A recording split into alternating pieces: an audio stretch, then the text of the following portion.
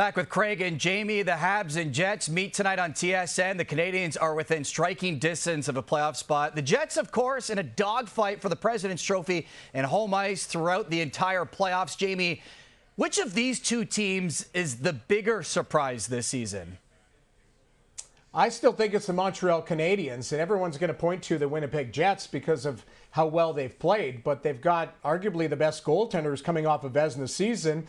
Josh Morrissey is a Norris caliber defenseman, and they've got tremendous depth up front. The biggest challenge for the Jets has been health, and they're a healthy team that looks really good. So I'm going to say it's the Montreal Canadiens, and I've been bullish on them because when I looked at the roster at the start of the season, I said I think they can take another step to play meaningful hockey. Now, it didn't look good early on this season, and I was taking some heat from a lot of fans outside of Montreal saying, you know what, Montreal has taken a step back. That hasn't been the case. What's happened is you've had growth internally. You've had some players that showed up that are difference makers in a guy like Patrick Laine.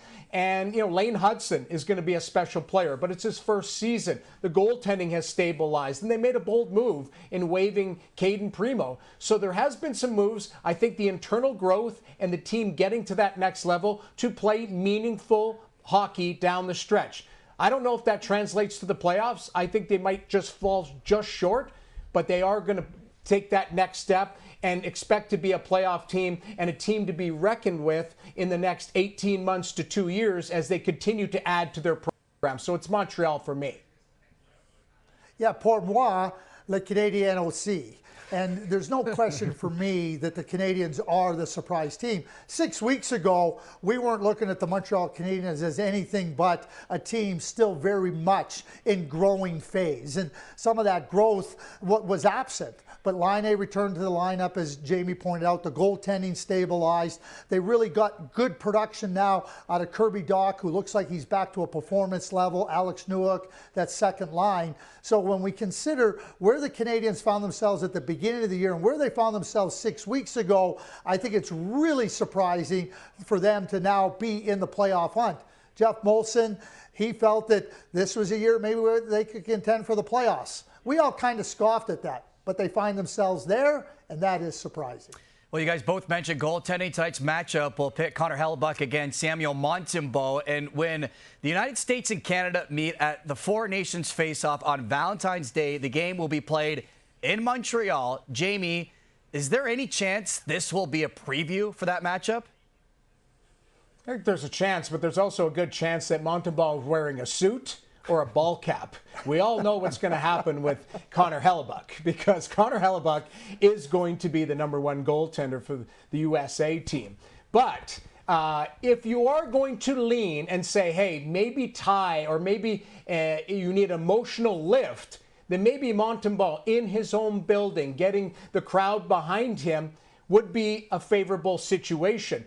But that being said, does Jeremy Swayman all of a sudden get flown in and say, hey, we're going to start you in Boston because you know that building? It's Connor Hellebuyck. So I still believe it'll be Jordan Binnington or Aiden Hill, but Montembeault is a nice option, especially if it's tie. If you're tied and you believe you need a spark, you go to the goaltender that knows the building and certainly will have the fans behind him.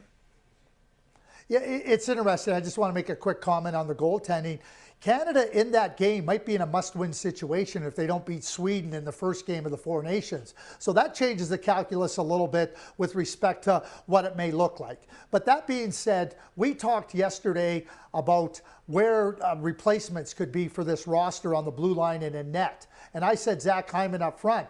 Well, there's two players in this game that, in my view, have more than earned their way to a spot on Team Canada. They didn't get selected. That's Mark Scheifele on the Winnipeg side and Nick Suzuki on the Canadian side. Two players that have been brilliant for their teams, and I would suggest that along with Zach Hyman, keep playing. You never know if there's going to be an injury or two or three, because those two players certainly have to be in the mix as replacement players. All right, so that's an intriguing matchup. In the meantime, a great one tonight, and with a win and a loss by the Lightning, the Canadiens could be tied for the final wildcard spot in the East.